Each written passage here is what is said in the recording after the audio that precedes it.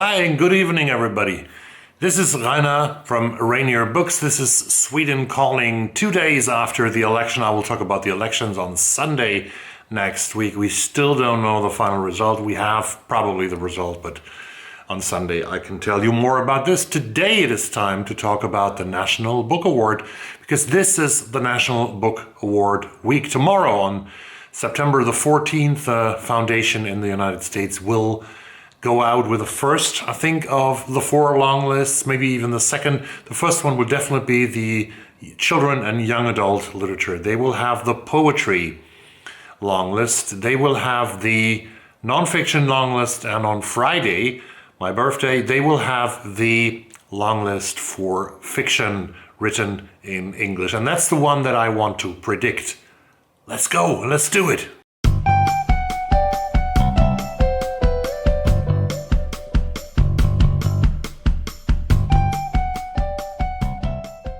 It's almost an impossible game to predict the long list of any award. And to predict the long list of the National Book Award in the United States is very difficult. Things that you can imagine are that the jury is trying to make it a diverse long list. The eligibility is sometimes a bit difficult for me to estimate, because one thing is clear, that all books published between December 1 of 2021 and November 30 of 2022, that is more than 3 months ahead actually, are eligible, published in the United States by authors who are American citizens. That's one thing. The second thing, which makes it more complicated, is it's also authors who are not American citizens, but who are in the process of becoming American citizens, or who have lived in the United States for 10 years or longer, and who have struggled to get American citizenship and have sort of a break in that process or whatever. They can get permission as well when they pursue citizenship. There's a petition process that makes it possible for these authors to get nominated. Last year, 2 years ago, surprisingly, we had Douglas Stewart, both on the Booker list, but also on the National Book Award, a Scottish author who wrote his debut novel, Shuggie Bain, and then he was on the long list of the National Book Award because he has lived in New York for so many years, and probably he is pursuing American citizenship at the time when he was nominated. So it's not always easy to decide, is this author eligible or not. But I picked a list of 10 books. It could have been 20, it could have been 30, but there will be 10 books on Friday. I don't think that they will go up to 12 or 13 or 14. The Booker had 13, the classical Booker dozen almost, and the Scotiabank Giller Prize had 14 this year. So the list that I curated for you in this video is a list that is, I think, diverse. It has a lot of different topics. It has a lot of different authors. It has authors who have debuted with their books in 2021 or 2022. It has authors who have been nominated earlier. And it's a mixture, and I hope you like it. And I hope that I will get 3 or 4 or 5 or even 6 hits on my long list that really happened to make the long list of the National Book Award, the long list of 2022. So let's go now and let's get to my long list. The first book is going to be published first on October 18 of this year by Random House. And this is a former winner, I think, of the National Book Award, Liberation Day, Stories by George Saunders. We have a lot of different stories in this book, and Saunders has been named by Time magazine, for example, as the greatest living author of short stories. Love Letter is a tender missive from grandmother to grandfather to grandson in the midst of a dystopian political situation in the not-too-distant, all-too-believable future that reminds us of our obligations to our ideals, ourselves, and one another. Goal is set in a health-themed section of an underground amusement park in Colorado and follows the exploits of a lonely, morally complex character named Brian, who comes to question everything he takes for granted about his reality. In Mother's Day, two women who love the same man come to an existential reckoning in the middle of a hailstorm. In Elliot Spencer, our 89-year-old protagonist finds himself brainwashed, his memory scraped, a victim of a scheme in which poor, vulnerable people are reprogrammed and deployed as political protesters. And My House, in a mere 7 pages, comes to terms with the haunting nature of unfulfilled dreams and the inevitability of decay. Together, these 9 subversive, profound, and essential stories coalesce into a case for viewing the world with the same generosity and clear-eyed attention Saunders does, even in the most absurd of circumstances. Perpetual West by Masha Marin is a book that I'm very interested in, and I would love to see it on the long list of the National Book Award. Published was it on January the 25th this year. When Alex and Alana move from small-town Virginia to El Paso, Texas, they are just a young married couple, intent on a new beginning. Mexican by birth but adopted by white American Pentecostal parents, Alex is hungry to learn about the place where he was born. He spends every free moment across the border in Juarez, perfecting his Spanish, hanging with a collective of young activists, and studying lucha libre, which is Mexican wrestling, for his graduate work in sociology. Meanwhile, Alana, busy fighting her own demons, feels disillusioned by academia and has stopped going to class. And though they are best friends, Alana has no idea that Alex has fallen in love with Mateo, a lucha libre fighter. When Alex goes missing and Alana can't determine whether he left of his own accord or was kidnapped, it's clear that neither of them has been honest about who they are. Spanning their journey from Virginia to Texas to Mexico, Masha Marin's thrilling follow-up to Sugar Run takes us from missionaries to wrestling matches to a luxurious cartel compound and deep into the psychic choices that shape our identities. A sweeping novel that tells us much about our perceptions of the United States and Mexico as it does about our own natures and desires. Perpetual West is a fiercely intelligent and engaging look at the falsely divide between high and low culture, and a suspenseful story of how harrowing events can bring our true selves to the surface. The third book is a book by an author who has been shortlisted twice already for the National Book Award, and I think she might do a hat trick, as we would say in soccer, or what football would we call it in Europe. This is Dinosaurs. It's coming out later this year, coming out on October 11 of 2022 by W.W. Norton. This is Dinosaurs by Lydia Millett. Her exquisite new novel is the story of a man named Jill who walks from New York to Arizona to recover from a failed love. That reminds me so much of the movie Paris, Texas by Wim Wenders with Harry Dean Stanton. After he arrives, new neighbors move into the glass-walled house next door, and his life begins to mesh with theirs. In this warmly textured, dryly funny and philosophical account of Gil's unexpected devotion to the family, Millett explores the uncanny territory where the self ends and community begins. What one person can do in a world beset by emergencies. Dinosaurs is both sharp-edged and tender, an emotionally moving, intellectually resonant novel that asks, in the shadow of existential threat, where does hope live? Number 4, The Swimmers by Julie Otsuka. Also an author formerly longlisted, I think, for the NBA. The swimmers are unknown to one another except through their private routines: slow lane, medium lane, fast lane, and the solace each takes in their morning or afternoon laps. But when a crack appears at the bottom of the pool, they are cast out into an unforgiving world without comfort or relief. One of these swimmers is Alice, who is slowly losing her memory. For Alice, the pool was a final stand against the darkness of her encroaching dementia. Without the fellowship of other swimmers and the routine of her daily laps, she's plunged into dislocation and chaos, swept into memories of her childhood and the Japanese-American incarceration camp in which she spent the war. Alice's strange daughter, re-entering her mother's life too late, witnesses her stark and devastating decline. Number 5, the third book coming out in October this year. So 3 of this long list are coming out later. I think 3 or 4. This is a big favorite probably to get on the long list, and this is The Passenger by Cormac McCarthy.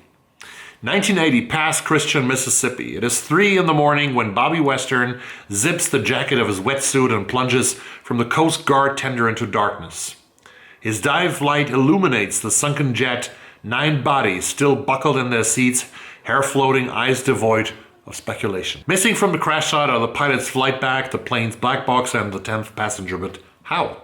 A collateral witness to machinations that can only bring him harm, Western is shadowed in body and spirit by men with badges, by the ghost of his father, inventor of the bomb that melted glass and flesh in Hiroshima, and by his sister, the love and ruin of his soul.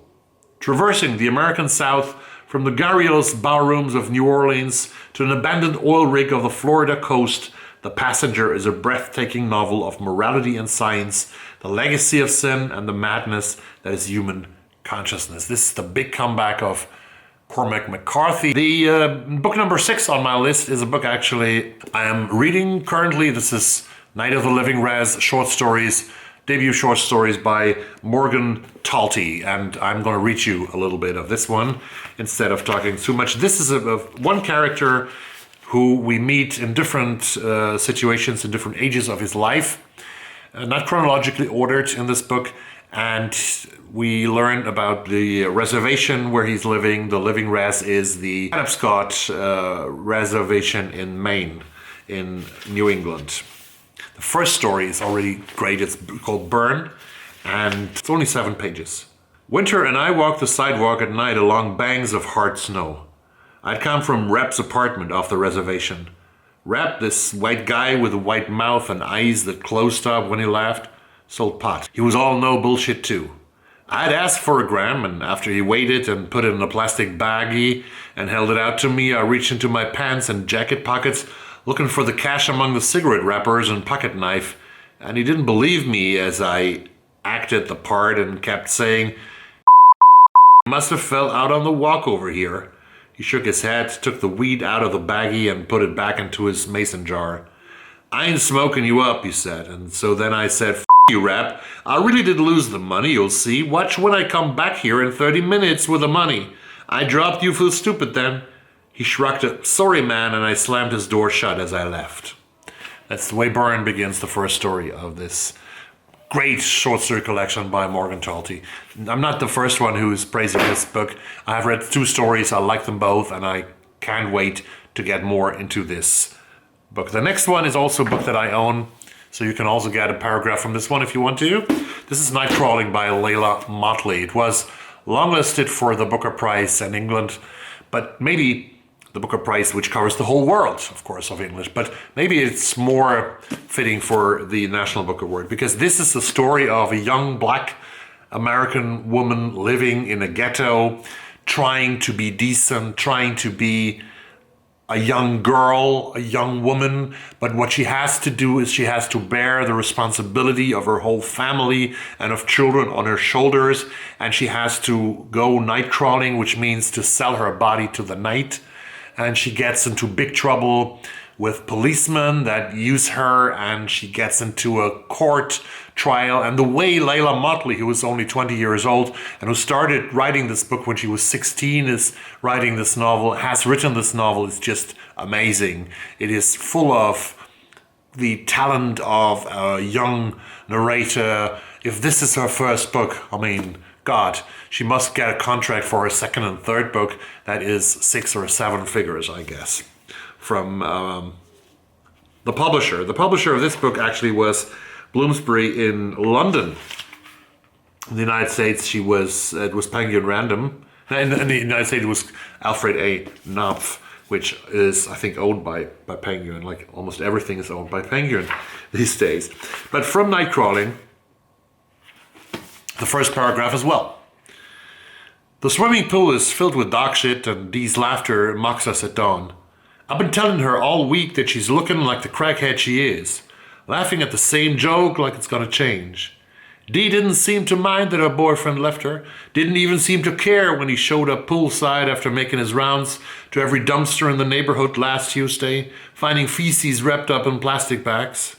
We heard the splashes at 3 a.m., followed by his shouts about Dee's unfaithful ass. But mostly we heard Dee's cackles, reminding us how hard it is to sleep when you can't distinguish your own footsteps from your neighbors. None of us have ever set foot in the pool for as long as I've been here, maybe because Vernon, the landlord, has never once cleaned it, but mostly because nobody ever taught none of us how to delight in the water, how to swim without gasping for breath, how to love our hair when it is matted and chlorine soaked. The idea of drowning doesn't bother me, though since we're made of water anyway. It's a kind of like your body overflowing with itself. I think I'd rather go that way than in some haze on the floor of a crusty apartment, my heart out pumping itself and then stopping. The morning is different. That's the way it starts here. Nightcrawling by Leila Motley, which I really, really hope ends up on this long list together with Morgentalti's Night of the Living Res. They always have at least one short story collection on that long list. The next one that could be on the long list is from Charmaine Wilkerson. It's a debut novel as well, like Nightcrawling was. This was published by Penguin on February 1, and it's called Black Cake by Charmaine Wilkerson. In present-day California, Eleanor Bennett's death leaves behind a puzzling inheritance for her two children, Byron and Benny. A black cake, made from a family recipe with a long history and a voice recording. In her message, Eleanor shares a tumultuous story about a headstrong young swimmer who escapes her island home under suspicion of murder. The heartbreaking tale Eleanor unfolds, the secrets she still holds back, and the mystery of a long-lost child challenge everything the siblings thought they knew about their lineage and themselves. Can Byron and Benny reclaim their once close relationship, piece together Eleanor's true history, and fulfill her final request to share the black cake when the time is right? Will their mother's revelations bring them back together or leave them feeling more lost than ever? Charmaine Wilkerson's debut novel is a story of how the inheritance of betrayal, secrets, memories, and even names can shape relationships and history. Deeply evocative and beautifully written, Black Cake is an extraordinary journey through the life of a family changed forever by the choices of its matriarch. Number 9. This is Olga Dies Dreaming by I can't pronounce this name properly, by Xochitl Gonzalez, Flatiron, January the 4th, published. It's 2017, and Olga and her brother Pedro Prieto Acevedo are bold-faced names in their hometown of New York. Prieto is a popular congressman representing their gentrifying Latinx neighborhood in Brooklyn, while Olga is the Tony wedding planner for Manhattan's power brokers.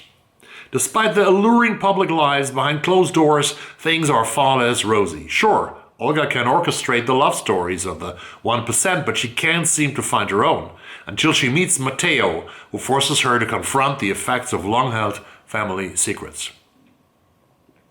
Olga and Prieto's mother, Bianca, a young lord turned radical, abandoned her children to advance a militant political cause, leaving them to be raised by their grandmother. Now, with the winds of hurricane season, Blanca has come barreling back into their lives. Set against the backdrop of New York City in the months surrounding the most devastating hurricane in Puerto Rico's history, Xochitl Gonzalez's Olga Dies Dreaming is a story that examines political corruption, familiar strife, and the very notion of the American dream, all while asking what it really means to weather a storm. And the final choice is a classical choice. I think Ann Tyler might make the long list of the National Book Award with her latest novel called French Braid. The Garretts take their first and last family vacation in the summer of 1959. They hardly ever leave home, but in some ways they have never been farther apart. Mercy has trouble resisting the siren call of her aspirations to be a painter, which means less time keeping house for her husband Robin. The teenage daughters, Steady Alice and Boy Crazy Lily, could not have less in common. The youngest, David, is already intent on escaping his family's orbit for reasons none of them understands. Yes, these lives advance across decades. The Garretts' influences on one another ripple ineffably but unmistakably through each generation. Full of heartbreak and hilarity, French Braid is a classic Ann Tyler novel, a stirring, uncannily insightful novel of tremendous warmth and humor that illuminates the kindnesses and cruelties of our daily lives, the impossibility of breaking free from those who love us, and how close, yet how unknowable every family is to itself. So this was my list. It was a suggestion for the long list of the National Book Award, which comes out on Friday. Thanks very much for watching this long list. What are your predictions? What are your suggestions? And I will do a reaction video, of course, on Friday or on Saturday, where I will talk about the real long list that comes out from the foundation. Thanks very much for this, and I see you very soon. Bye-bye.